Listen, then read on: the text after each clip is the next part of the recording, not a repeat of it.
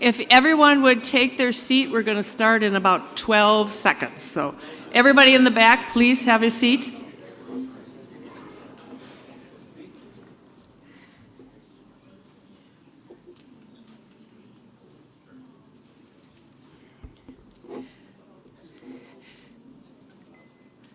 Good evening, everyone. I didn't get a chance to meet all of you, but I want to welcome you all to our Fall Minnesota Peace Initiative program. On behalf of the Norway House, its board, and our committee, I want to welcome all of you. And welcome also to all of you who are joining us online. For those of you attending the first time, let me tell you who we are and why we do these programs. Norway is a trusted global peacemaker. Therefore, as part of the Norway House, the Minnesota Peace Initiative provides a forum to delve deeply into challenging global issues. Like James Madison, we believe a well-informed electorate is essential to effective democracy. We bring in experts to share their knowledge and insights so we all can become better informed. It's estimated that in 2024, more voters than ever before will head to the polls in at least 64 countries, plus the EU. This means that half of the world's population will hold national elections this year. Therefore, with 2024 being such a significant year for people going to the polls, we thought it would be both interesting and important to bring together experts to talk about the integrity of these elections, the results of these elections, and most importantly, what these elections may say about the future world order and our role in it. While our country has held elections for a couple of centuries, the vast number of countries holding elections this year have been holding them for far fewer years. Many of the democracies have emerged just since 1945 and since 1989. Although the vast majority of elections this year were held in emerging and more stable democracies, we do have to be soberly realistic and acknowledge that just holding elections does not mean you have a democracy. To help us better understand these elections and their implications, we've brought together a number of experts for you. First, we will open with pre-taped remarks by Dr. Richard Haass. Dr. Haass spent a career in global politics and governance.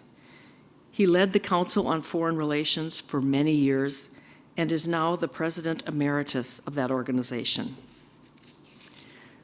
We asked him to share his view on the state of democracies in the world, as well as this year's elections and what they mean. Following Dr. Haass's remarks, we will ask our panelists to join us for a few opening remarks from each of them, and then some questions from me before we turn it over to the most important part of the meeting, which is questions from you. If you want to ask a question of any of our panelists, just write it on the cards that have been provided. We will be collecting them, and I will ask as many as time allows. For those of you joining us online, you can submit questions as well. We will include them in the questions from the audience. Now, let me introduce you to our panelists. First, Mr. Chad Vickery. Mr. Vickery is the Vice President of Global Strategy for the International Federation of Electoral Systems, a mouthful, therefore known as IFES. The IFES is a nonprofit founded in 1989 to assist and support countries around the world with their elections and the integrity of their democracies. Professor Aram Gavoor. Professor Gavoor is the Associate Dean for Academic Affairs at George Washington University's School of Law. His areas of expertise are regulation, technology, and national security. Tonight, he will focus on election integrity as a national security issue. And Mr. John Rash, who is a columnist and editorial writer for the Minnesota Star Tribune. His column, the Rash report, focuses on media and politics. And tonight he will focus on the media and elections, both at home and around the world. Our final presenter is Mr. Tom Hansen. Tom is a member of the Norway Haass, as well as a member of our Minnesota Peace Initiative. He is a career U.S. State Department diplomat and a professor of diplomacy and international relations. Tom will share with us his insights, his observations, and his wrap-up thoughts on tonight's program. Knowing that we need to move along because we have a very full program, we're going to now turn to Dr. Richard Haass, President Emeritus of the Council on Foreign Relations. Thank you.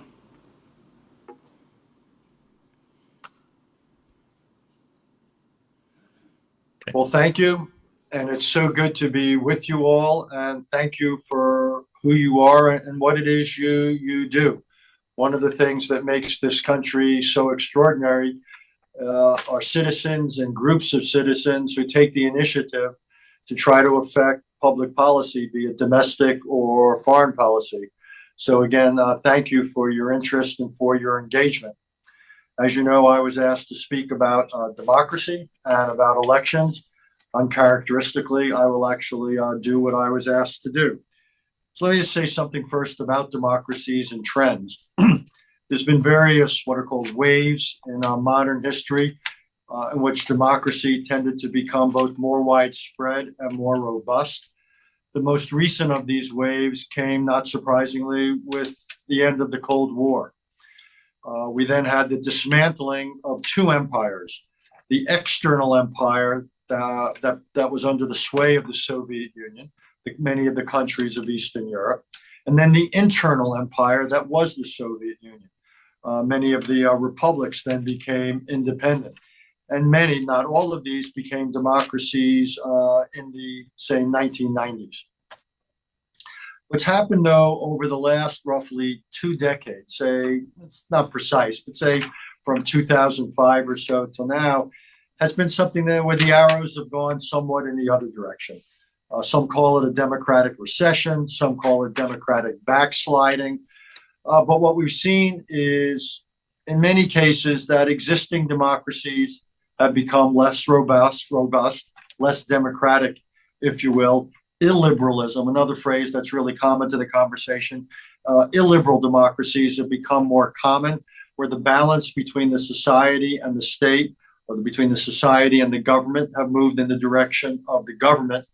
Authoritarian systems, some of which had elements of democracy, have become more authoritarian. So if there were a share of stock, say, or on some market called the State of Democracy, Inc. or LLC, it would have suffered something of a price correction over the last 20 years. We see it all over the world, and quite honestly, we see it to some extent here in the United States, the world's oldest democracy. Why is this happening? Any number of reasons. One is it's become more difficult for democracies, I would argue, to conduct themselves in a context of social media. When you had national media, what you might call the era of broadcasting in many democratic countries, it tended to be more unified. It tended to be more edited or filtered, if you will.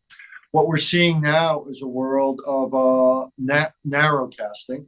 We see it, again, I'll use this country as an example, but it's not unique to the United States, of cable, AM, FM, satellite radio, but most important, the internet, where anybody and everybody can be and often is a publisher, and there's no rules. There's few, if any, norms. There's, in many cases, no fact-checking. So we live at one of the odd moments of history where there's never been greater access to information, and there's also never been greater access to disinformation. And unfortunately, information doesn't come with little yellow Post-it notes attached to it. That we are bombarded, or we can access all sorts of, again, information, and we don't know if it's accurate, fully accurate, partially accurate, or essentially inaccurate. And that is simply a fact of life around the world. I also think that democracies have suffered from pressures or economic and social pressures that many of them have felt. Immigration pressures in many countries have made people concerned about the future of their countries. Economic difficulties. In many countries, wages have stagnated, or in some cases, GDPs have actually gone down.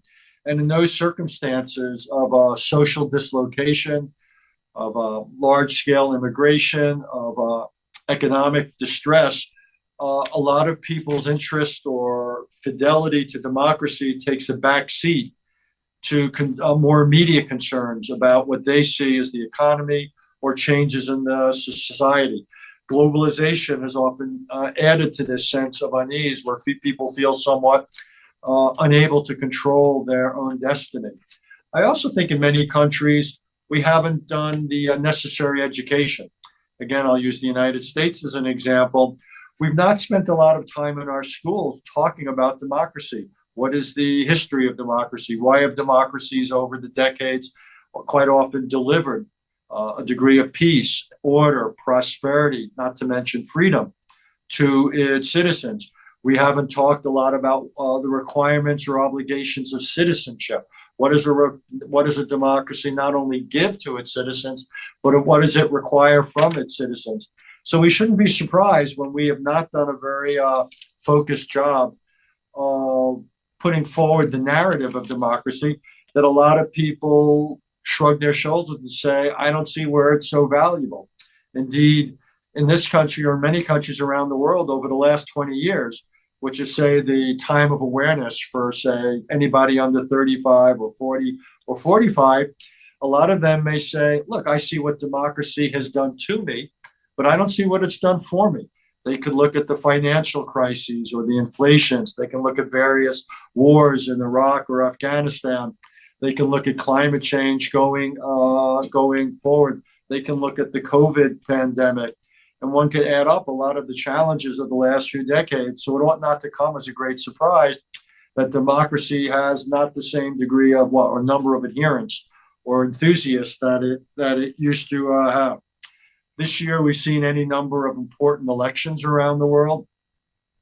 Some of the ones I would focus on most would be, say, India, the world's largest democracy, where the incumbent, the prime minister, got reelected to a rare third term, but the degree of support was less than people would have predicted. In the United Kingdom, we saw the Conservative Party, which had ruled for over a decade, overwhelmingly defeated in the polls. The Labour Party came in with an enormous electoral and parliamentary advantage. In the United States, we've just obviously had an election. And here again, the incumbent, in this case, the vice president running as the de facto incumbent, was defeated both in the popular vote as well as in the electoral vote. I wouldn't call it a landslide, but it was a clear victory, probably by about 3 million votes in the popular vote, roughly 2% or so of the votes cast. And then in Mexico, somewhat different, where you had continuity. The president in Mexico is limited to one term. President stepped down. His chosen successor won. But again, there I think it's slightly different. Unlike the other cases where there was an anti-incumbent populist vote, and we've also seen it in places like Argentina, Mexico was the one place of limited continuity. But again, you had a different person. You had a woman, and I think it in some ways changed the calculation. Plus, the existing leadership had done a lot to influence the society. To just a slight detour, democracies are about a lot more than elections or about voting day. It's about what precedes them and what governments do and what governments allow in terms of access to media and what they do about the use of public funds and so forth. So it's not enough to measure a democracy by what happens on election day. One needs to go back and not simply, again, look at people's ability to vote or whether the votes are counted with integrity, but one needs to look at the entire playing field. Then lastly, let me just make one other point about democracy, that of these elections, I mentioned India, Mexico, Argentina, I mentioned briefly, the UK, and so forth. What I think is by far the most important election of the last year is the United States. I say this not for parochial reasons. Obviously, I'm an American. Most or all of you are as well, but simply because of the outsized role that the United States plays. We're the world's oldest democracy.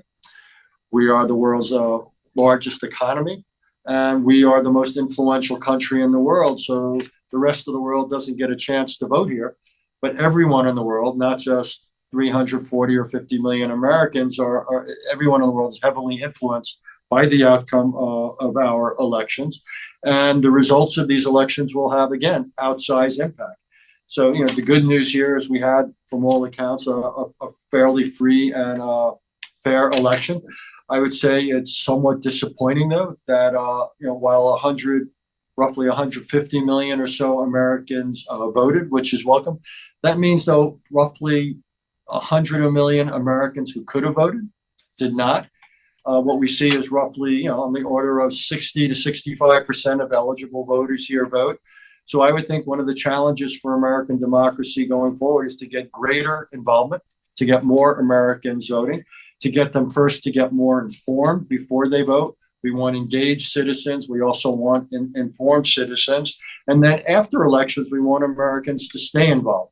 Democracy, again, is about more than voting, and we want to see citizen involvement from election to election. We want them to hold their elected representatives accountable.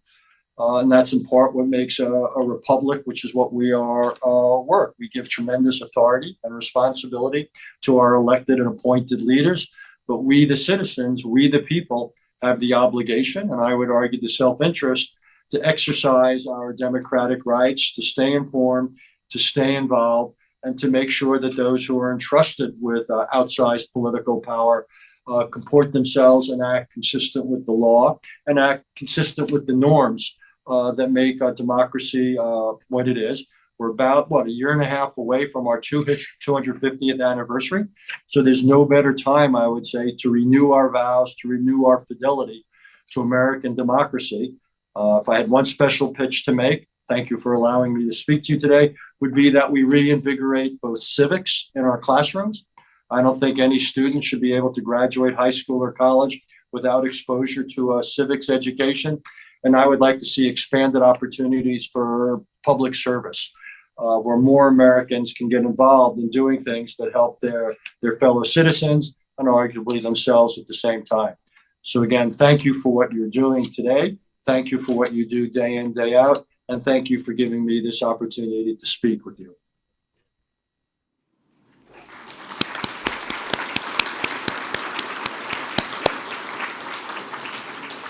I was going to ask you to give him a round of applause, and obviously it was a spontaneous round of applause, so thank you. And on behalf of not only our committee, but all of you who join us here, I really appreciated his remarks at the beginning in terms of saying forums like this are an important part of our democracy and maintaining our democracy. So thank you all for having the interest in all of the topics that we have shared and explored over the last 15 plus years. So with that, I'm going to ask our panelists to join me up here, and we will begin with Chad and some opening remarks. And I'm going to ask each of you, when you give your opening remarks, to come and do it at this microphone so people have a better chance to see you. And I'll just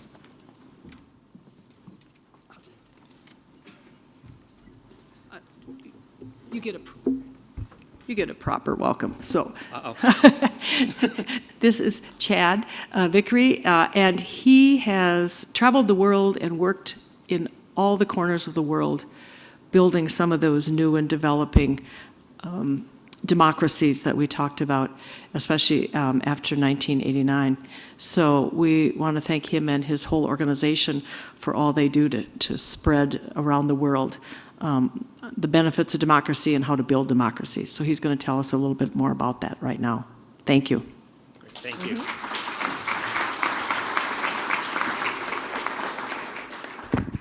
Great. Well, first I want to say thank you to the Norway Haass and the Minnesota Peace Initiative for having this event, and also Janet and her team. They've been fantastic to work with, so I really appreciate it. Thank you.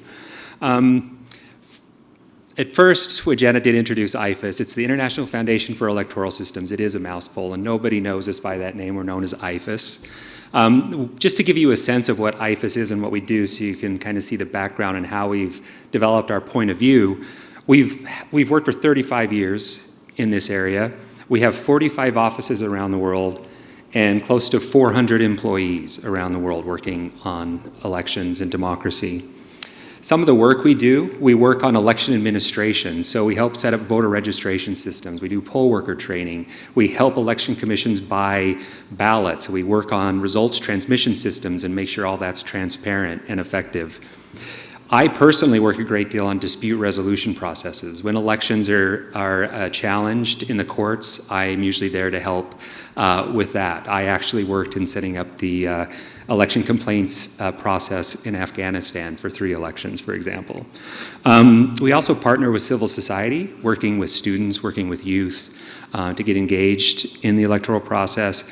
One thing that I love about our work is inclusion work.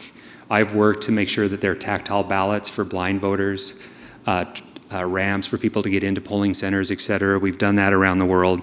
And most recently, we have a digital team that works a lot on mis and disinformation, cybersecurity, and also data. So I'm gonna bore you with a little data, and it's gonna reflect a little bit what Richard already said. Our numbers are a little bit different. We follow this very closely. Our numbers say there's been 136 elections this year. Now that's in 78 countries. Many countries have more than one election, so that's why you get to 136 elections. That equals 4.3 billion people. Another thing that's interesting is our estimate is 1.4 billion ballots have been cast this year, so it's remarkable. The thing that's disappointing, and it reflects what Richard said, in 2023, 71% of the world lived under autocratic rule. 10 years ago, it was 48%, so it shows the decline in democracy. I do think as we look forward in the elections that happen this year, we can group countries into 3 basic types. First, there's change or status election. The changer is changing the status quo elections, like Richard mentioned, the United States, the UK, I would add South Africa, North Macedonia, Botswana, and Senegal. They all completely changed regimes in those countries. There are those that are solidifying power in Mexico, Georgia, and Indonesia. Indonesia is going in the wrong direction, and I would have a very different take on Mexico than Mr. Haass had. Right now, Mexico's really in a dire situation, and it's going in the wrong direction. And lastly, there are those that are bouncing back. I would add Sri Lanka. I've worked in Sri Lanka many, many times. It comes and it goes, but it's really in a right trajectory right now. I don't know if many of you watch Bangladesh, but Bangladesh has been under autocratic rule for several decades, and the youth movement really pushed and changed the government in Bangladesh, and they're trying to go in the right direction. Moldova, a tiny little country that is making the right decisions and choosing democracy in a very difficult environment and neighborhood. And lastly, India, as was mentioned. I think that was a pushback in support of democracy. And next year, there are 102 elections in 68 countries and 1.2 billion people. So not the same as this year, but there are always elections every year. I'll wrap up now so we can have a lot of questions, but I think one thing that I would say is I do hope that these bounce-back countries, the ones that are moving towards democracy, I do hope we may be at a tipping point. Larry Diamond, a scholar who's looked at this, has discussed maybe there being a tipping point for democracies to start to come back, and I hope that's where we're at. We'll discuss it later today. Thank you.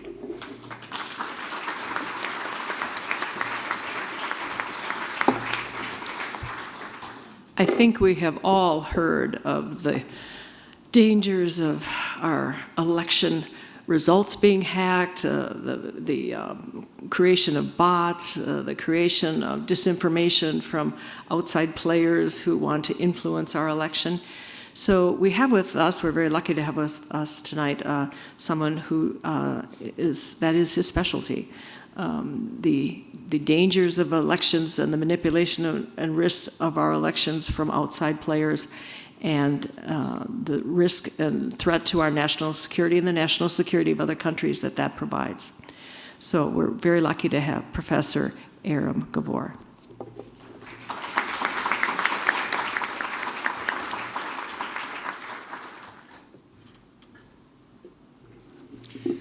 Thank you to the Norway House, the Minnesota Peace Initiative, the board, as well as Janet Dolan and her wonderful team for putting on this really important event. Just a little bit more about me. At GW Law, I teach a variety of courses that are relevant to this domain: constitutional law, federal courts, national security, regulatory law. But the deep breadth of my experience really comes from my government service in the U.S. Department of Justice for about 12 to 14 years, where I held multiple senior positions in the Trump as well as the Biden administrations at the White House and in the U.S. Department of Justice, mostly involving national security, occasionally involving election issues as well, especially on the policy level at the White House. There's the big seen and the unseen with regard to national security and elections. With regard to the great game, from an interstate perspective, the world is essentially separated between liberal democracies and autocratic regimes. The biggest advantage of democracies is indeed the freedom of the democracy, but that also is one of the exposures. And autocratic governments and certain definitely strategic competitors of the United States have sought to exploit the U.S. Democratic system for quite some time. In the age of technology, especially with social media and the Internet of Things, that's taken on a dramatically different dimension. It's no longer Manchurian candidate type issues. It's distributed denial of service attacks. It's strategic foreign mis- and disinformation campaigns that oftentimes are quite opportunistic and play on various doubts in the minds of Americans. But one thing that I want to stress, at least with regard to this election, over the past 10 years, the federal government has actually gotten quite adept and capable with regard to identifying foreign mis- and disinformation to the extent that there are significant bodies that exist to combat these things. The two that I want to at least mention is the National Security Council, at least under this administration. There's a Democracy Directorate, and then there's also within the Office of Director of National Intelligence, which was created after September 11th attacks, what's known as the FMIC or the FIMIC, the Foreign Malign Influence Center, and the Election Threats Executive, which is in part undergirded by statute. The foreign mis- and disinformation actually is something that the U.S. government has had success to a degree in countering and hasn't resulted in significant amount of what I call tomato throwing among the American political elites. The greater challenge, of course, is domestic mis- and disinformation. The distinction between the two: misinformation would be incorrect information that is unintentionally shared. Disinformation involves intention, knowingly false information that's being spread. And that one is really, really tricky, especially with social media and the democratization of the internet, where in particular, the trend that I think has taken significant hold in looking at Twitter, now X, is the approach where exposing the U.S. public to the fullness of the information, source information, and allowing people to engage in their own fact-finding, especially in the confluence of a diminution of trust in traditional legacy media, is really where we're at the moment. But in closing, what I really want to emphasize also is that this presidential election, whether you like the outcome or not, was certainly a success for democracy, where you have an alignment of the popular vote and the Electoral College vote, and a conclusive outcome relatively soon after the election. Looking forward to the discussion tonight. Thanks.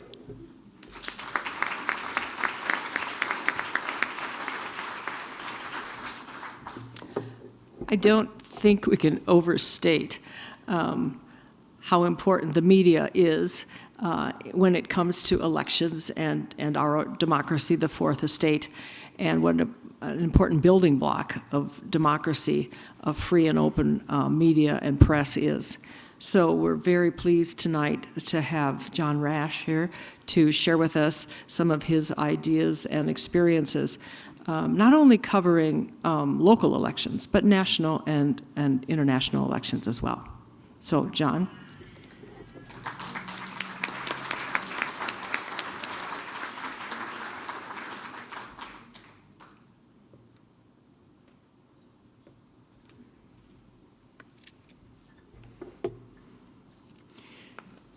Good evening, and thank you very much for the introduction and the invitation to take part in such an important dialogue with such esteemed experts. And thanks to all of you attending for tending to our democracy and considering America's global influence for tending to democracies worldwide.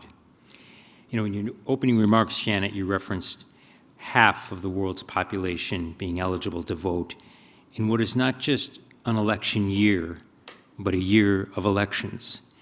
And that percentage, half, 50%, seems fitting since it suggests the near 50-50 split we saw 2 Tuesdays ago in our presidential election.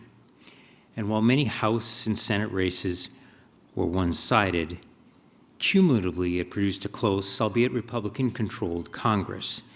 And while most of us here in attendance are well aware of this, especially for my friends on the panel from out of town here, right here at home, of course, the vote for Minnesota House wasn't just tight, it was a tie, with 67 Democratic and 67 Republican representatives elected.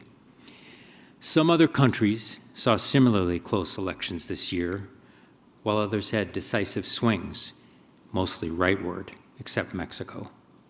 But for democracy itself, the contest is not so competitive, because worldwide, democracy, unfortunately, is losing. That's the clear conclusion from Freedom House, which said in its annual Freedom in the World report that, quote, flawed elections and armed conflicts contributed to the 18th year of democratic decline, end quote. The, quote, breadth and depth of the deterioration was extensive, the think tank reported, adding that, quote, political rights and civil liberties were diminished in 52 countries, while only 21 countries made improvements. That observation was reflected in a similarly grim report from the Economist Intelligence Unit, which in its annual analysis starkly stated that, quote, conflict and polarization drive a new low for global democracy.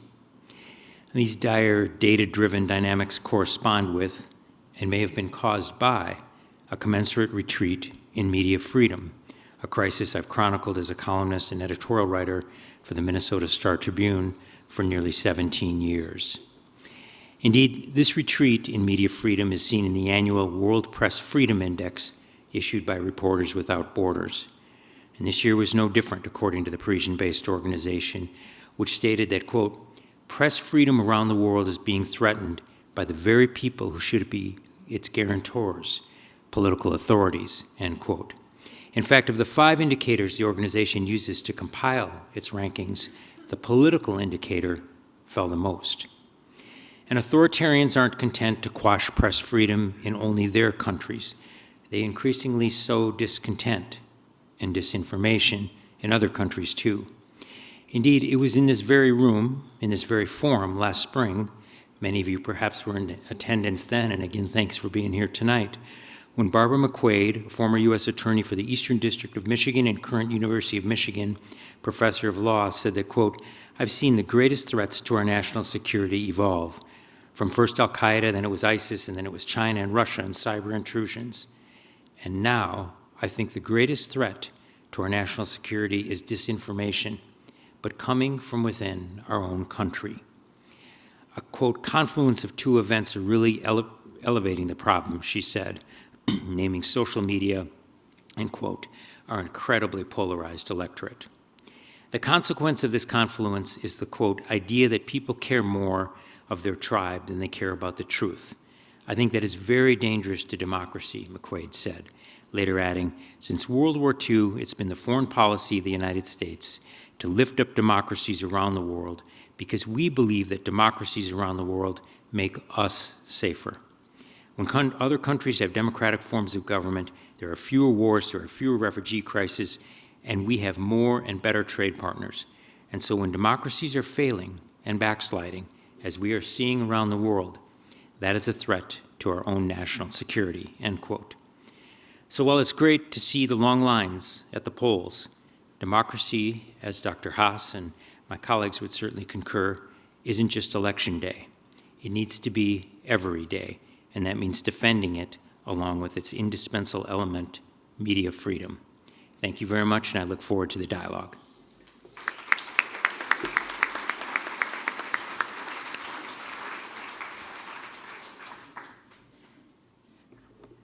Will whoever is going to start collecting the questions start to do so and bring them up? And we'll start with our questions for the panelist.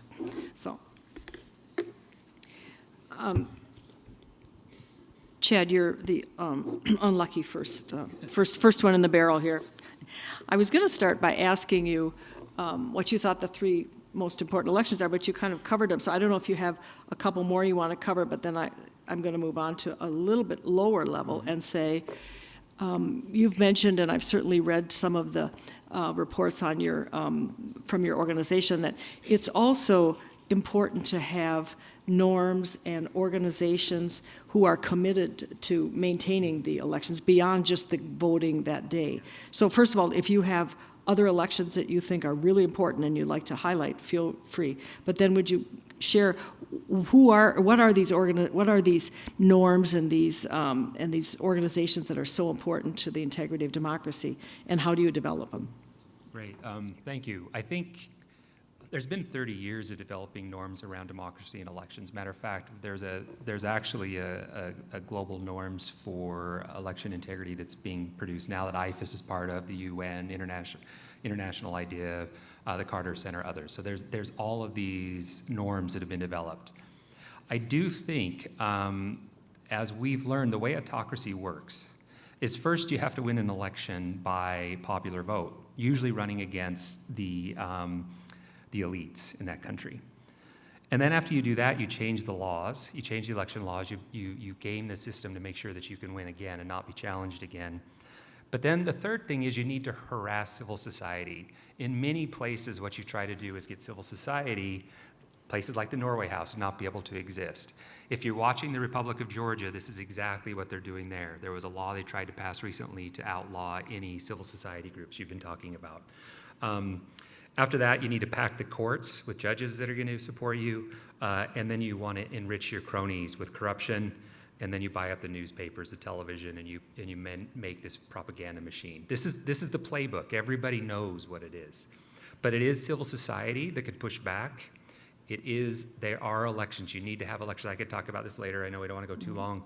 But there are other specific ingredients that need to be in place to push back to this. But I think this is the playbook that is in works, and I would say Mexico is definitely on this trajectory, and many other countries. So, thank you.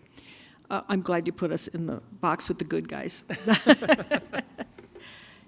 Aram, I think we throw around a lot the risk to our elections from outsiders and what they can do. But will you explain in a level that we can all understand, what are the technologies that outside bad players can use? How is it that we're vulnerable, and how is it that they're able to influence our elections? Yeah, happy to opine on that, Janet. So I guess at the most fundamental and basic of the technologies is a firearm, right? There was at least one publicized foreign-derived scheme for an assassination attempt on President Trump, candidate Trump, in this election, right? So that certainly would dramatically change everything. In terms of the broader technological, more advanced perspective, there are some very well-trod bases. So everything from disrupting the election process through cyber intrusions, through distributed denial of service attacks, DDoS. So essentially, you just get a bunch of servers to ping a particular server, let's say it's a state election entity, with something, tens of thousands of times the amount of traffic that it can handle, and it causes the site to break down. Well, if that's on election day, that can be quite disruptive. Then there's also broader social media schemes where botnets are utilized. Anyone who's been on social media can sometimes be able to tell, oh, that might not be an actual person, that's just a fake account.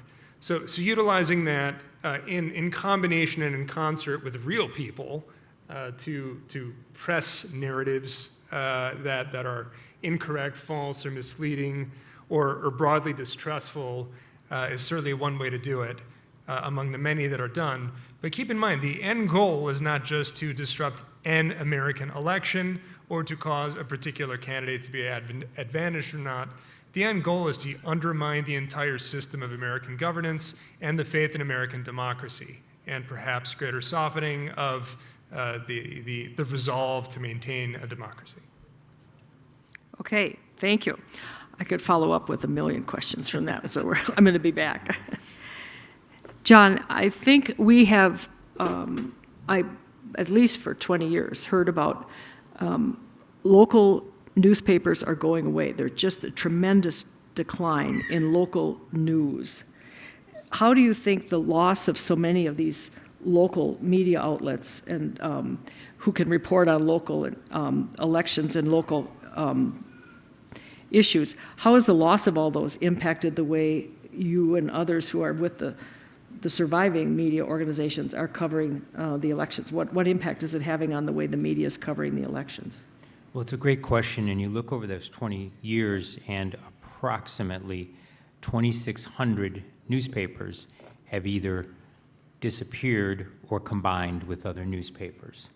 And so part of it becomes an issue of resources. If they truly are community newspapers, that has to be the first order of business for reporters, editors, the entire publication. And so as one of the reasons so many have declined are technological transformations that we're talking about here, as well as sociological ones in terms of how society, especially in some relatively rural or exurban or smaller towns, have fundamentally changed. So they need to address, what's happening there and basically their raison d'etre, the reason they exist, which is to cover the local area. That leaves fewer resources, and because they're economically strapped, they often have fewer pages or fewer areas available to have any kind of coverage, even if it's wire service coverage on national or international issues. And so what used to be generations ago in every paper, really profoundly important international issues often don't make it in there from that perspective. And then I would quickly add that part of the sociological shifts that I referenced mean that at times there isn't the community, the very kind of community that newspapers on a local basis used to be a component of, used to try to foster, that those community bonds are not as strong as they were in generations ago. And so the ability not just to publish international or national news, but readers or citizens' willingness to discuss it with each other, the other important part, the civil part of our civic dialogue, has been strained as well. And so that's a disincentive for many newspapers to, make this a key component of their coverage as well. Chad, it's always easy to point out everything that isn't working. But what do you think democracies can do to try to maintain how can we help, and how do you try to help democracies around the world stop this slide toward authoritarianism? What are they doing? And maybe you can give a couple role models where things are really going well. Sure. I think that the thing that we've lost track of is government providing services for its citizens.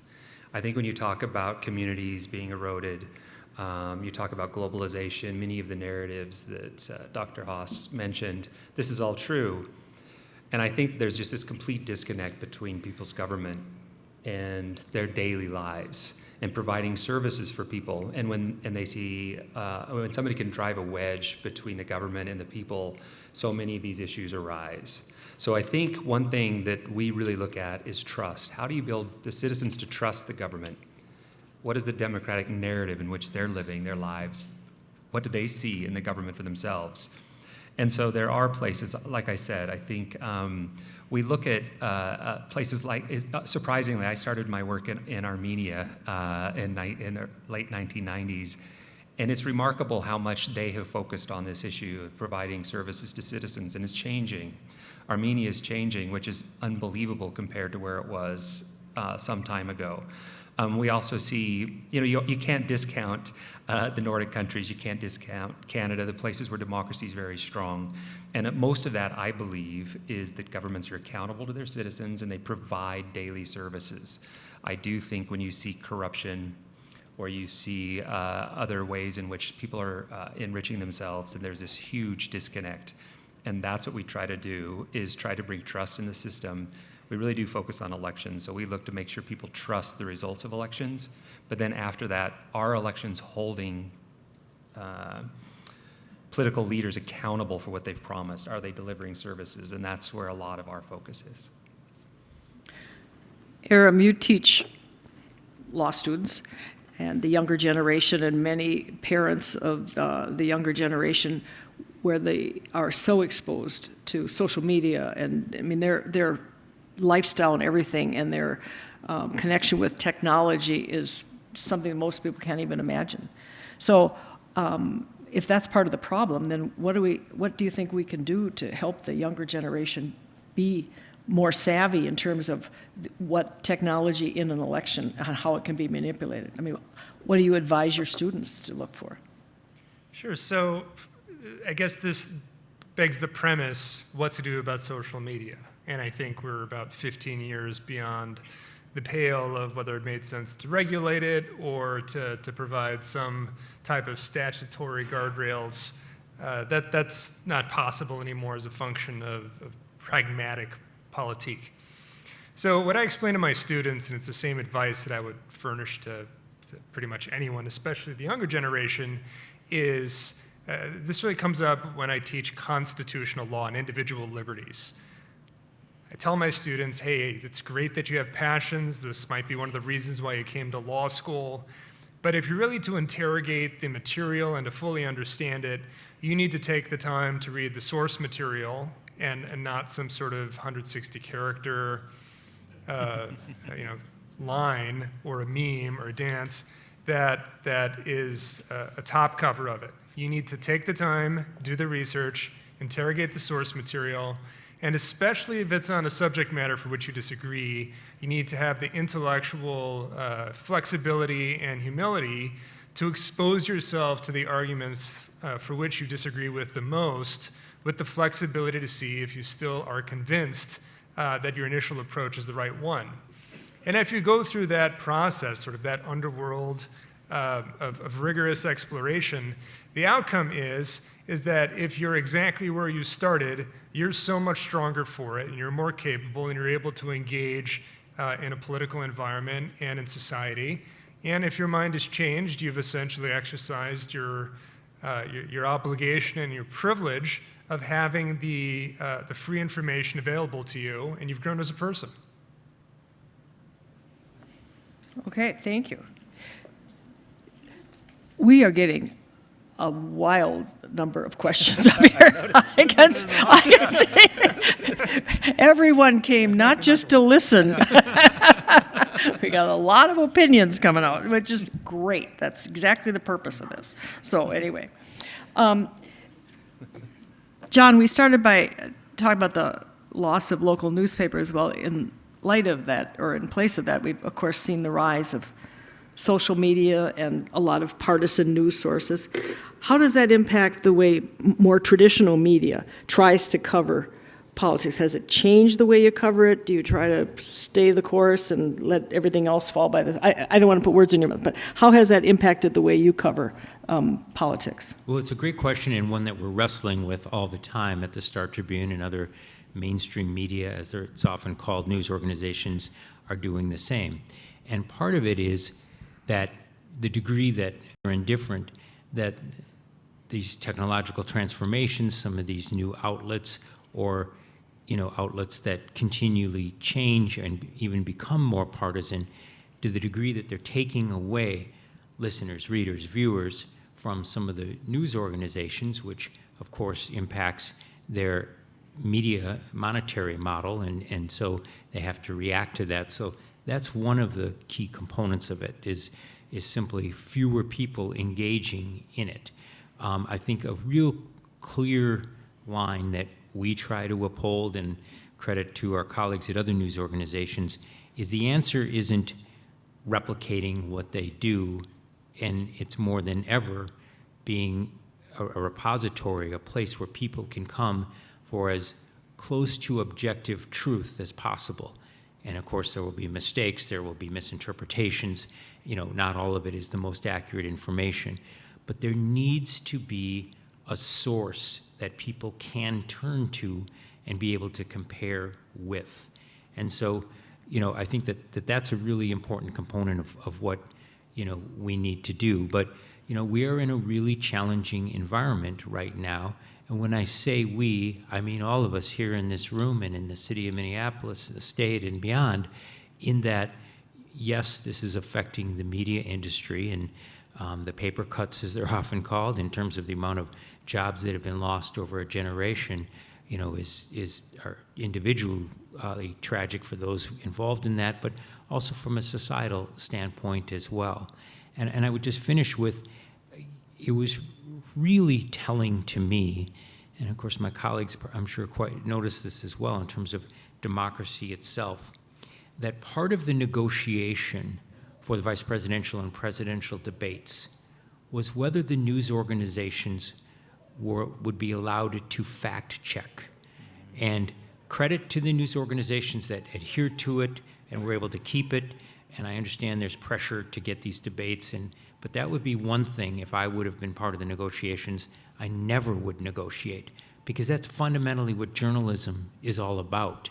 And I considered it a discredit to any candidate or campaign that wanted to turn to the television or cable networks in this case, because that's who was holding it, and saying part of our demand is that we're not fact-checked up there. That's what journalism is all about, and ultimately, that's what democracy is all about. Well,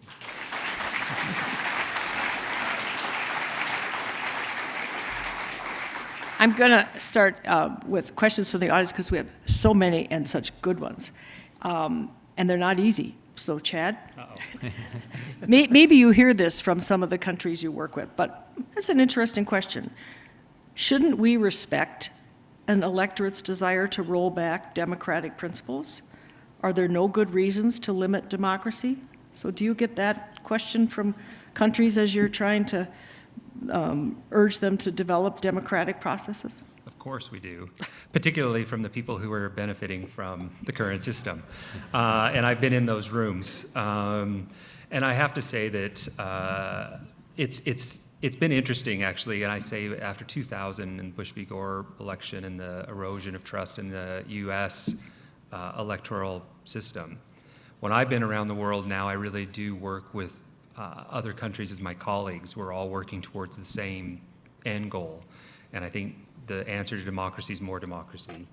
And I do think that there's just academic papers that prove that democracy is the best form of government for individuals for many, many reasons. And so, but two things about the way that we work at IFAS. We work behind the scenes and provide support. We do not shame people publicly, so we provide technical assistance behind, and we do it with a lot of humility. We do not have the answers. We can give people comparative examples of how to do things, and then they need to choose themselves. We never dictate to another country how they should form their government or how they should do their work, but we will give them examples and what might fit in the best situation. I think we've learned that lesson over 20 years, that when we're working, we have to work with humility, and we have to support that country for their citizens and their situation. But yes, elites definitely would say that they would prefer the current system, and particularly when it's enriching their colleagues. Aram, since you teach constitutional law and the risk of election manipulation as a national security issue, one of our audience members has asked, so how do you balance free speech with trying to govern or manage or control disinformation? It's a pretty fundamental question, but people come down. It's a whole range of answers depending upon where you are on the spectrum. But how do you advise the people you work with? Great. So from a normative perspective, I hesitate to just sort of proselytize, here's the way to fix it, because that would be overclaiming and that would be almost spurious. I have enough humility to sort of see the world for what it is. From a structural perspective, the First Amendment does protect speech. It also protects the press expressly, and by implication, it also protects association. And in an environment where regulation by statute of social media is not existent, and in a country where speech is relatively maximal, in the spectrum of different world governments, even among democracies, American free speech is especially muscular and strong, to the extent where the federal courts will even set aside a statute that is overbroad in its proscription of speech, or is vague in its prescription of speech, or would potentially even apply to someone else who isn't even the party that's challenging the regulation on speech. So with that level of constitutional protection, it places a burden, I think, and this is by system design, not a flaw, upon the American American voting populace to make it self-informed. It has the advantage of a free press that's protected, but not protected from economic wins, of course. Ultimately, it comes down to having a sense of national duty for the electorate to take information, fact-gathering seriously. So essentially, we need many Norway houses in the United States where people are convening and talking about the national issues instead of just watching. I love sports, but instead of just watching sports or doing something else, they have to be engaged more than once every couple of years with regard to elections. Can I follow up that? Absolutely. If any of you want to chip in. I think, so the regulation, Section 230, that doesn't allow you to sue the social media companies is really remarkable. We have research from around the world where when courts can bring defamation cases against those that have defamed you, that you can hold them accountable and it changes behavior. I do think that there are remedies available if we would allow the lawyers loose, in which they would enjoy too, I'm sure. I'm one, so. But I do think that this, as was described, the First Amendment push and not being able to hold the social media companies or those that use a social media company for libel is just remarkable. And around the world, that is starting to take place in the EU and other countries. And I think you saw Brazil recently actually took X down for a period of time until they agreed to change it. So there are some things that can be done. John, have you, in your years of dealing with the public through the newspaper in terms of topics of media and politics, have you seen a change in the populace? Can you tell from the letters to the editor? Can you tell from now with social media or with technology, people can respond to every word written in a newspaper. Do you see any changes in the electorate in their support of democracy or how they view the role of media with democracy? Thanks for the question, and it's a good one, and I do. And I think all of us, in whatever walk of life we are, see a coarsening of our culture. It is particularly pronounced with the news media, and this is something that we expect and accept and have gotten used to, and yet I think very few of my colleagues, and certainly myself, have been ready for or indeed gotten used to, and perhaps we never should, the level of the degree that discourse has descended in society overall, but particularly toward journalists. And I think it's really important to note that this comes from both sides.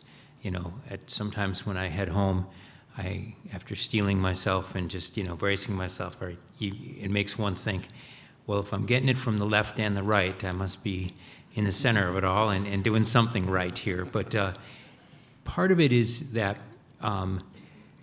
everything seems to be nationalized now. And so, people, as opposed to often focusing on their communities or what's right and what's working for them, are looking at some of the most dire dynamics in society right now, because that's what the narrative is in many of the media forms that people are choosing at this point. And so they're funneling a lot of their outrage that is being manufactured to a certain degree or reflected in other degrees towards members of the media. And so yeah, it's gotten a lot tougher. Now, with that, I'm very blessed, with some of the dynamics my colleagues say up here in terms of, the genius of the framers of our Constitution, of the First Amendment, of the protections, and of how people from all political ends of the political spectrum still seem to cherish that in this country. And that's a really great credit to this country and one that must continue. And then you look at it as globally. I write every year, as I mentioned in my opening remarks, about the World Press Freedom Index. And, the number of jailed journalists, of imprisoned reporters, and those who are, tragically have been killed continue, to be extraordinary. This is particularly happening right now in the Mideast, where there have been a near record number of media workers who have been killed in reporting or just tending to their families right now. So we got it really good compared to a lot of the world, but I think the whole world, including us, has some improvement in terms of how they interact with the media, and because I think ultimately they get a better media out of it from that perspective. Thank you. Chad, and anyone feel free to jump in here, but this is a very interesting challenge. We certainly heard Dr. Haass, I wouldn't say bemoan, but point out that we have had a tremendous lack of teaching of civics in our schools over a generation or more. And so a member of our audience says, so I guess I would put it in terms of, have you seen this anywhere, or is anybody even thinking about it? Why can't we have a basic civic test as a criteria for voting? Naturalized citizens can't vote until they demonstrate basic knowledge of our government and how it works. Why shouldn't we have the same requirement, I guess? Yeah, I think polling tests might not go over well in this country historically. So I'm not going to be out on the limb there. A poll test. They had poll tests, but exactly. So one thing that at my organization, we actually just went through a whole planning process, and one thing we're focusing on now is democratic culture. Because we do believe that civics is going to be, there's short-term answers to this issue, but the long-term answer is civic education. And we are working around the world in schools and in universities teaching civics and just basic democratic principles. Matter of fact, one of our biggest programs is in Ukraine right now, working on this issue. We've done it in Central Asia, all over the world. And we've had so many people who go through those programs and then become engaged, but it's just a drop in the bucket. I do think it needs to be national, this focus on civics.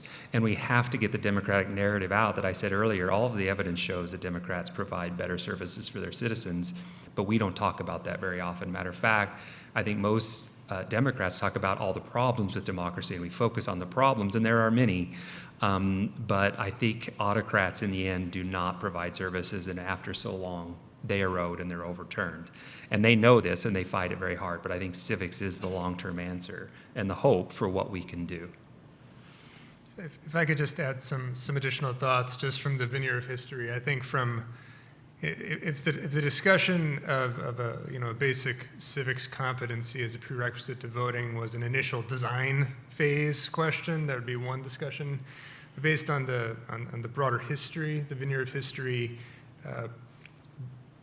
those types of impediments, or at least preconditions to voting, in addition to poll taxing, in addition to other various big mechanisms, have had really significant racially discriminatory intentional goals behind them. So for American society, they're really not, they're non-starters at the poll themselves. With regard to state curricula, for high school, for standardized tests, for grade school, that's all on the table. And I think that makes a lot of sense. And this is a nonprofit, and I'm utterly respectful of that, but I'm also going to be analytical here. The Trump campaign, one of the bases upon which it was successful is that they specifically targeted first-time voters. They targeted under 30 voters, and they were remarkably successful in doing so. So part of it also comes down to the campaigns themselves, specifically engaging in outreach. When you have a data set that's a couple weeks old that shows that it can actually work, and I would be shocked if in the next presidential election that wasn't a significant part of the playbook, which in a broader sense I think is a very good thing. Reaching younger voters, but then the question is, are they as informed as, is that the point? First-time voters and also younger voters? Aram? Is it that younger, targeting first-time voters, but knowing that they aren't fully informed, Yes. or just going out as a good democracy and trying to bring in more people who haven't voted before? I wasn't missing. Well, I think when a campaign acts, it's always instrumental, right? Certainly there's a philosophy behind it in the broader sense, but campaigns by nature are instrumental in nature. So here there was a strategic tactical advantage to doing so. And then you think we'll But see it in future. notwithstanding, that's still a good outcome, Yes. right? That's still something that is Getting from- more people to vote. Yes. So, One real quick addition to this, beyond the dynamics discussed by my fellow panelists here, at times polling organizations will talk to voters and try to discern who are the most informed relative to their media consumption. So they will separate it as to what cable news networks do you watch the most? Who do you listen to in the radio? What do you read? Do you read it all? Do you get your news from the internet? Do you get it from influencers? And all sorts of ways that people now get information. And part of the challenge that has come forward is even what should be an unmalleable metric of what's truth and what's not is now increasingly at play. Now, of course, us at newspapers and my colleagues in other respectable, reputable media organizations think there are some objective truths of facts that have happened and tried to do that. But, when they come forward with these studies at this point, you often get pushback saying, well, no, actually, you're wrong even just with your assumption of what the truth is. So, that adds a whole nother layer of complexity to this part of the discussion as well. I want to compliment our audience because we had a little, we were meeting each other, of course, for the first time about half an hour before we started, and I was just kind of saying, this is a very well-informed audience, and so I just threw out a couple of topics I thought someone might ask, and somebody asked one that I asked, and that is, we have clearly a two-party system. We have had it for a long time. We may change parties once in a while. Every century, you get a new name, but you just end up with the same basically a two-party system. If you have a multi-party system, basically a parliamentary system where there's just a greater range of political parties and you can pick, a little more nuanced in terms of where you think you fit in the political scheme. Do multi-party countries do better at democracy? Is democracy safer there? Is democracy less threatened if you don't have a two-party system? Now, I won't tell you what their answers were because I'm going to let them tell you. So feel free, each one of you that has an opinion. And I'll say beforehand, I mean, when you're looking at the electoral system, it gets to be very difficult. So I think the UK has a parliamentary system, but just two parties. So it's not the parliamentary system itself that solves the problem. It's trying to get rid of what we would call wasted votes. How many people vote and have no say in the outcome of the election. In a first-past-the-post system like we have, half of the country's votes are wasted in that term. Can you give people another way to participate in the outcome of the election without winning? For example, so in a parliamentary system or a proportional system, if it's a proportional system, yes, you can get more and more candidates involved. And I do believe that that is going to be much better for keeping more people engaged in the process. But I don't think it's the parliamentary system versus a first-past-the-post. It's more proportional, or the electoral system like ranked choice voting or whatnot, to make sure that people feel like when they vote, their vote's going to matter and not be wasted. For example, I live in Maryland. I know I could vote or not vote. I pretty much know what the outcome is going to be. because it's so blue. I'm happy with that, but a lot of people aren't. And so I think you have to think about that dynamic. But I don't know what my other panels, yeah. So I will, sort of sussing it out, I would agree that I think a two-party system from a design perspective is a little odd. And I think many people, if you sort of take yourself out of whatever party, if you happen to have one, that you're really into, there's sort of this sort of bit of a binary choice that doesn't necessarily align with a great many Americans, and they just sort of pick which one is sort of mostly aligned with their interest. With regard to the system of voting and the design itself within the Constitution, I am supportive of the Electoral College. I think it provides a balance, at least historically grounded one, with regard to less populated states, makes them matter more, at least in national elections.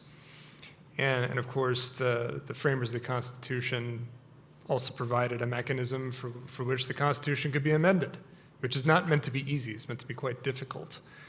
But I'll also say that I'm quite pleased whenever I see that the Electoral College outcome aligns with the popular vote. I think that just adds maximum efficiency and also efficacy, and gives the strongest mandate to the successful candidate as they take into office. Okay. As always happens, the clock goes twice as fast during our programs as it normally does. I don't know if you've noticed that.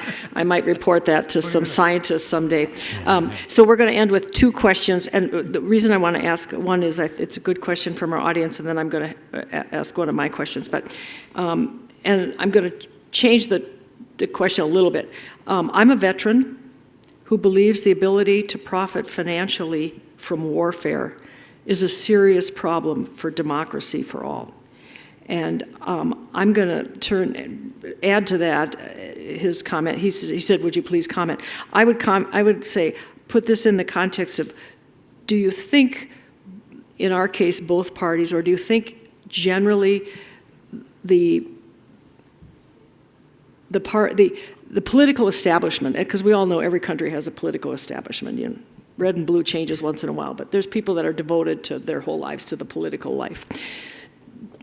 Do you think they fail to read the room? Do you think they fail a lot of the times to understand what the real big impact of things like declaring war and sending people to battle and what the long-term cost is? I'm just using that as an example, but fail to understand maybe what globalization is going to do, to small areas that lose a lot of their jobs. I mean, just big issues, but fail to understand or act on what are the consequences, what China is being broken by what we're doing. I don't know if that's too big, but... I have thoughts. I also don't want to dominate. Well, I'll just quickly jump in and, thank you to the questioner and to his or her service to this country. And I guess I could point to the ultimate veteran who could have also written that question in the early 1950s, Dwight D. Eisenhower and the military-industrial complex. And this has been a real key issue identified by someone who knew it more than anyone perhaps in the world, as of course at that point the leader of the most powerful nation in the world, and at one point the leader of the most powerful military in the world. And he saw the inherent contradictions and challenges that come with our system. So, it has been an appropriate question since then. I think it's subsumed at times. It's, of course, part of our capitalist system, which was not part of the question, nor is it being questioned in any way, in any significant way in this country. But I think that it would be wise for political leaders of every political party in this country to consider questions like this. And there's nothing inherently unpatriotic. In fact, you're never going to find a more patriotic person, in the annals of our presidential history at minimum than Dwight Eisenhower, of asking these types of questions. So I think it's great that it's asked here. I think politicians should ask it as well. And I just think I'll just finish with saying it's really compelling to me how this type of discussion, and this is a sign of a healthy democracy, seems to be changing between the parties. And, that might be a question that might have been asked, by adherents to the Democratic Party in a certain era, and it seems that it's now increasingly being asked of, those who supported the presidential victor 2 Tuesdays ago in the election as well. And so I find that interesting and a good sign of our country that we can ask that question, and it can be asked by different people. I want to make 2 points on this. The first is just a realization that Americans are a warlike people. We're as polite as we could be in this room, as civil as we could possibly be. All it takes is just one balloon to slowly float across the United States to develop like a shining moment of national unity in opprobrium. So the U.S. is quite tolerant as a country for, let's say, mass shootings that take place, tragic as they are. But if that type of, that quantity of killing were to take place based on a foreign adversary attacking the United States, good luck, game over, the conversation's completely different. So that's part of an undercurrent of American DNA. On the other side, I think it's significant that in this election, many war fighters from the global war on terror and the traumas that they underwent and their criticisms for the underlying bases for going into, let's say, Iraq on false pretenses based on weapons of mass destruction, et cetera, are so upset by those experiences and so dismayed by those experiences that actually significantly fed into the politics of today. And it was a big, it was a very large portion of the rhetorical debate, which, even to the point of being memes, which nominee is more likely to cause World War III and which one is more likely to reduce it. So I think we're in this wave now where the realistic, the lived experience of war, especially with the heightened level of survivability of our warfighters, and the greater recording of the warfighting experience, the cognizance of veteran suicide and suicidal ideation, has led to a bit of a culture shift where it really is less acceptable, certainly to put U.S. boots on the ground abroad. Okay. Do you want to come? Otherwise, I'm going to go with the last. I'll just say very, very quickly. I worked extensively in Iraq and Afghanistan. Huge mistakes. The naivete that we went in there is just remarkable. I remember in Iraq, we were trying to write just new traffic law, and somebody from Iowa came in and just said, well, just use ours and put it down, without thinking about the culture, about what's happening. It's an example of every, and then in Afghanistan, just having an election with no voter registration, no security, it was ridiculous. And so when you ask about, do people think of the consequences? I would say no. I think maybe we do now, but now we might be overreaching on the other side. The last thing that I'll say in regards to the military, in many of the countries in which we work, the military runs those countries. I think of Pakistan, I think of so many places, and in Burma, I worked in Burma, and the military did allow there to be democracy, but as soon as they started to threaten their financial standing, they took the country back over again. So there's many examples where the military very much oversteps their bounds. So I'm not going to comment on the United States, but yeah, I think this is something that's a very difficult thing to balance. Okay. Well, we have to end. First of all, we have to end because we have great comments coming from Tom.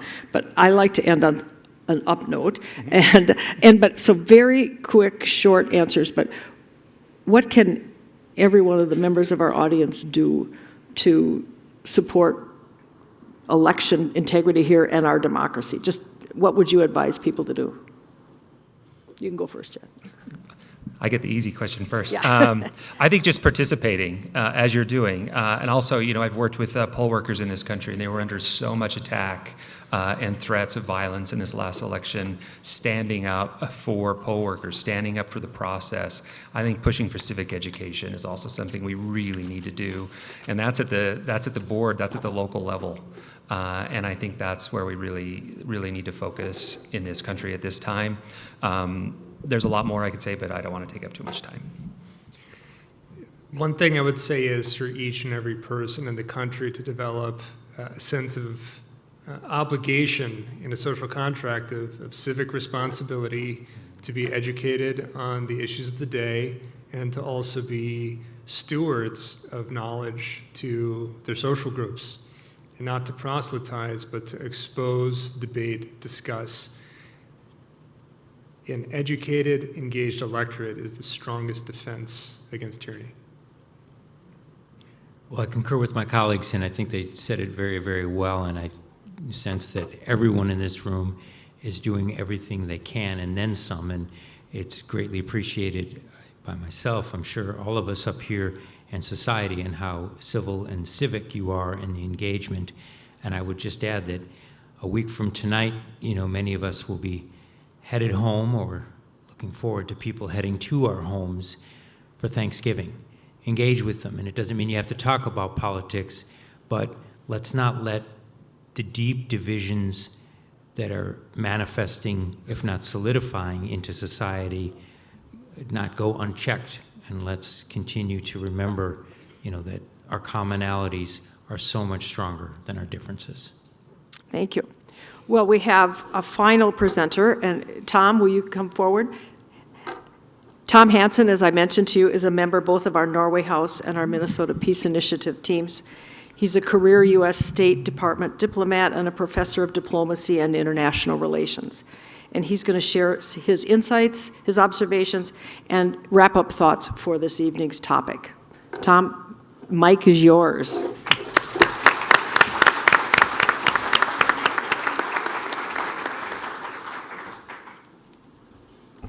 Well, thank you, Janet, for organizing this important and timely event. Just the turnout tonight shows how much concern there is at the present juncture of our history in the issues we're talking about tonight. And thank you to our marvelous panelists. It was an incredibly informative session tonight. I just want to give a few closing observations based on the foregoing. I won't take too much time here.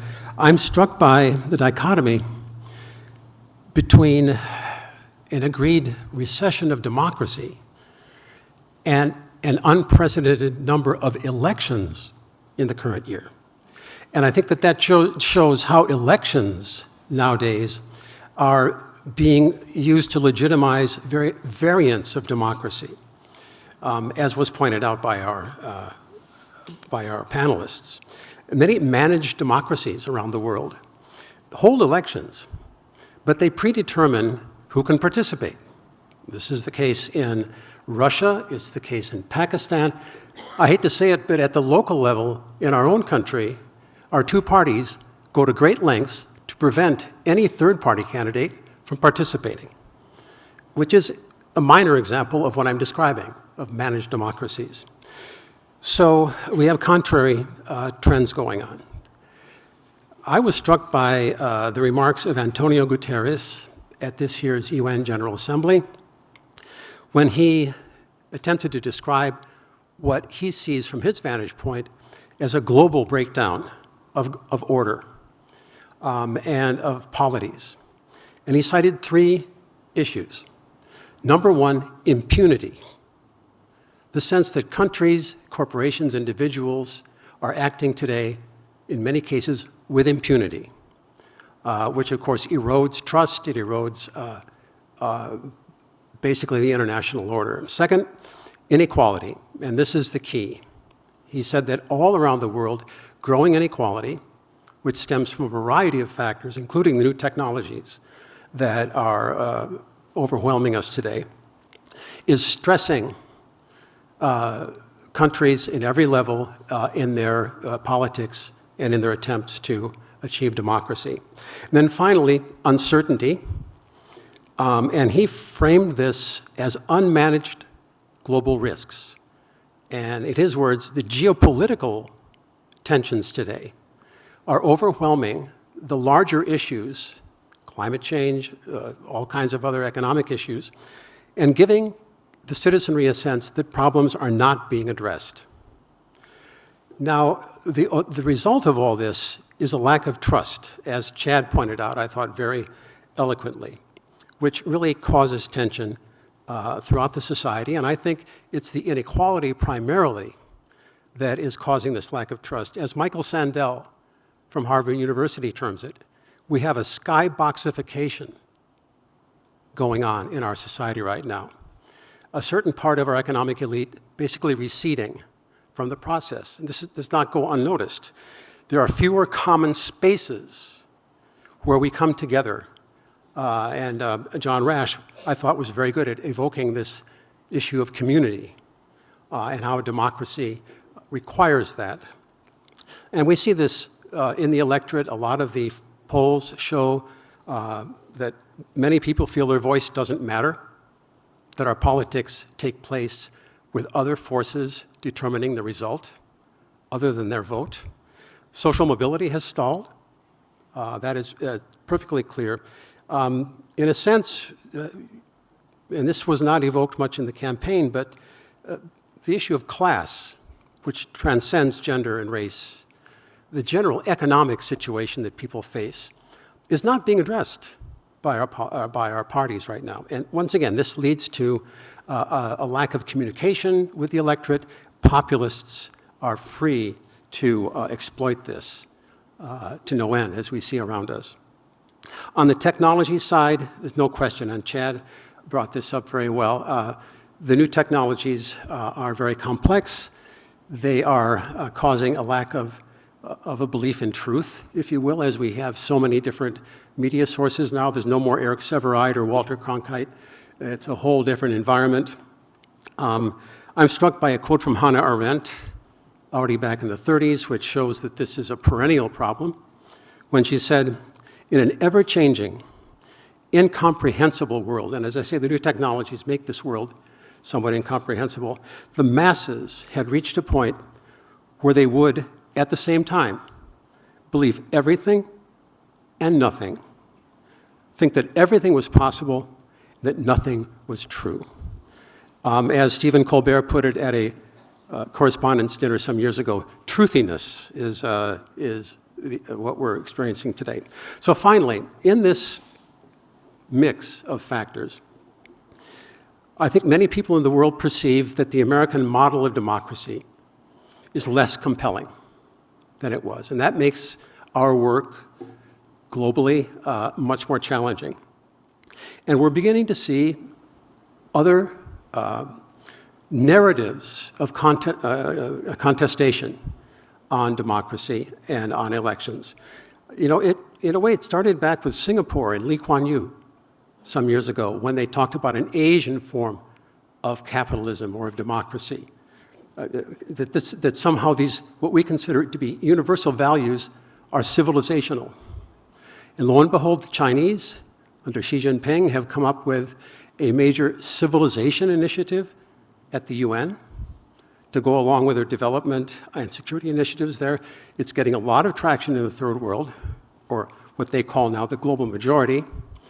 And the idea is that these paths to democracy are many. There should be diversity worldwide, just as we have diversity in individual countries. And therefore, there's no one model for democracy. It depends on the civilization and how it evolves. And even to the point where human rights are relative to civilizations. This is a major challenge to our idea of universal values, our model of democracy. And so I think we're in a new era that corresponds to a more multipolar world that we're living in. And I personally believe that the best thing we can do is reinforce our democracy at home as a functioning model to refute these other narratives that are emerging. So thank you very much for your attention, and thank you again to the panel.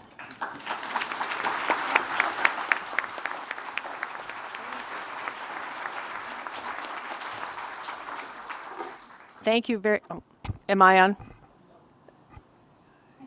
You guys, the mic is off. Just tap it. No, they told me not to tap it. I think we're back. I'm a quick learner. Thank you, we're back on. Tom, thank you very much, I appreciate it. And I'm going to give you a tip. If you get your calendars out and you look at January 25th, One of the best events of the year is Tom does a kind of a walk around the world in terms of what's going on in all the various parts of the world. It goes not beyond, elections is our topic tonight, but he basically takes a walk around the world and shares with you what's going on in all the various regions of the world. And it's a huge standing room only draw every year. And it's the 23rd. The year is the 25th. It's January 23rd over at the University of Minnesota. Is at the Coughlin Union? Yes. So put it on your calendar, and if you go, you will be very, very pleased. Okay, I know we're running just a couple of minutes late, so I'm going to move quickly but thoroughly. First of all, I'd like to thank our speakers. And we did give Dr. Haass, but let's give Chad, Aram, and John, and Tom a big applause.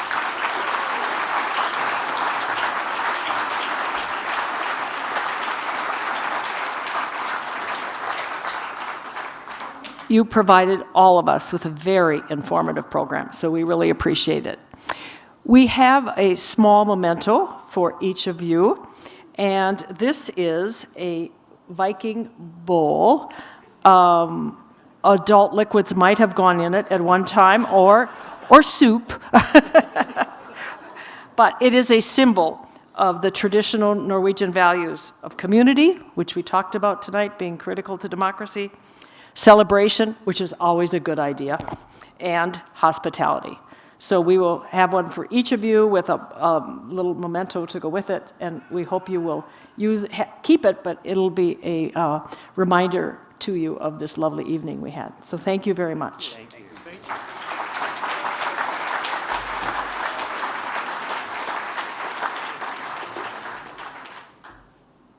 Actually, I'm showing them. You would probably like to see it too. So anyway, there's an example.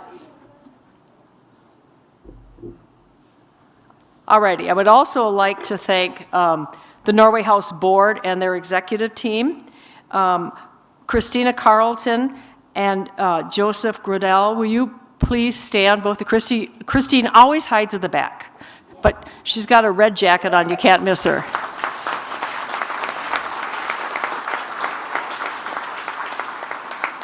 And Joseph, you have to keep standing. They did it to me earlier. I can do it to you. First of all, I want to say Christina is the CEO and the president of the Norway House. And no, you keep standing. And Joseph has been, and that's the point of him standing up, he has been the programs and operations director for the Norway House. But Joseph is leaving. He's left. He came back as a special favor to our organization. So he's been absolutely a critical part of the success of the Minnesota Peace Initiative for the last several years. And others recognized that, of course, and so tapped him to lead another organization, the Giants of the Earth Heritage Center, another organization in our Norwegian American circle of groups in Minnesota. And so thank you, and we wish you very, very, every success, and come back for every program. All righty.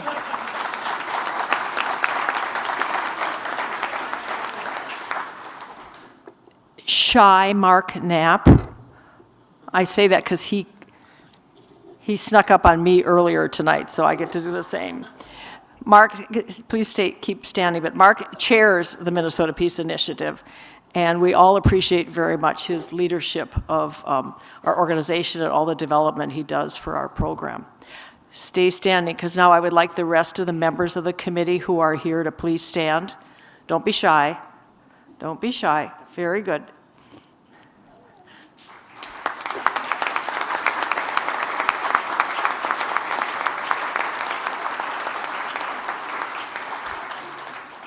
We all appreciate everything that you do to put together these major programs. And we also, as I have done previously, I invite any of you who are interested in working on our committee. We have a lot of fun. Right after we're done with this, then we have a big celebration, speaking of Scandinavian celebrations. So we have a lot of fun planning these, and I invite you to join us if you have an interest. Before you leave tonight, I would like to share with you some exciting news from the Minnesota Peace Initiative. We are embarking on what we are calling Phase 2 of the Minnesota Peace Initiative, and we're calling that phase Global Peace Stewards, or GPS. And GPS will be built on the solid foundation of the current Minnesota Peace Initiative. The goal of GPS is to expand the reach of the Norway House as a resource for peace. Our deep Norwegian and Scandinavian roots give us, we think, a tremendous incentive for this effort. We are planning in the very near future to build a more integrated and effective network of Minnesota peace and global organizations, and there are many of them. We hope to co-sponsor events, cross-market for each other's programs, expand the Norway House's role as a convener for other organizations and their programs, pool our resources to bring in world experts on topics of interest to you, and other things that we can do to raise the visibility and the accessibility of our Minnesota programs on peace and global understanding. We are also looking forward to building much deeper relationships with several peace organizations in Norway. We are exploring, and we will be in the future, seeking their interest in joining us to launch an annual conference on peace and understanding in the world. This is a preliminary look at how we hope to grow in the future. None of it will compromise the ongoing programs of the Minnesota Peace Initiative. We hope only that it will enhance them. We are using our 15 years plus. I haven't aged, I hope you recognize that. But in these 15 plus years of experience with the Minnesota Peace Initiative, we're going to build on those, and we think that will give our credentials for exploring bigger opportunities. You'll be hearing a lot more about the GPS in the future, and there are takeaway sheets of paper, handouts, a much easier word. There are takeaway handouts on the table in the foyer in the back there that explain more fully. And we also have Dr. Haass's book on democracy and our responsibilities, and we have invited people to take free copies, so they may not be there when you get out. So don't hold me responsible. But if there are any there, we invite anyone, first come, first served, to feel free to take it. So I also encourage you to visit the Norway House website. It's an online, this seminar, which we record, of course, will be available on it, and both as a YouTube production and as an audio. You can also learn more about the Norway House, its missions, and upcoming events. And as you already know, the gingerbread, a world famous, might I say, you Washington guys, a world famous Christmas tradition here in the Norway House is already on display. So feel free, if you can't do it tonight, feel free to come back and enjoy it. Okay, thank you all for coming.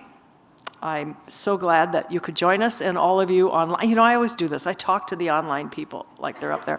And all of you online, we're very pleased that you could join us this evening. We on the committee, and I know I speak for the panelists, say we hope you are leaving more informed on the state of democracies around the world, the results of the global elections this year, and most importantly, how things may be changing in our world as a result of these elections. The Minnesota Peace Initiative was established because democracy is not a spectator sport. We believe that everyone needs to be informed and engaged to support our democracy. Please join us next spring for our next program. And as you know, if it's happening in the news, we'll be talking about it at the Minnesota Peace Initiative. Thank you very much. Take care.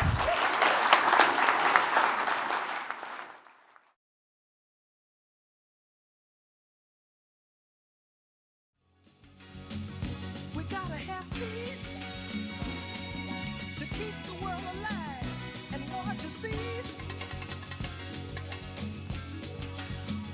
We gotta have joy, true in our hearts with strength we can't destroy. People here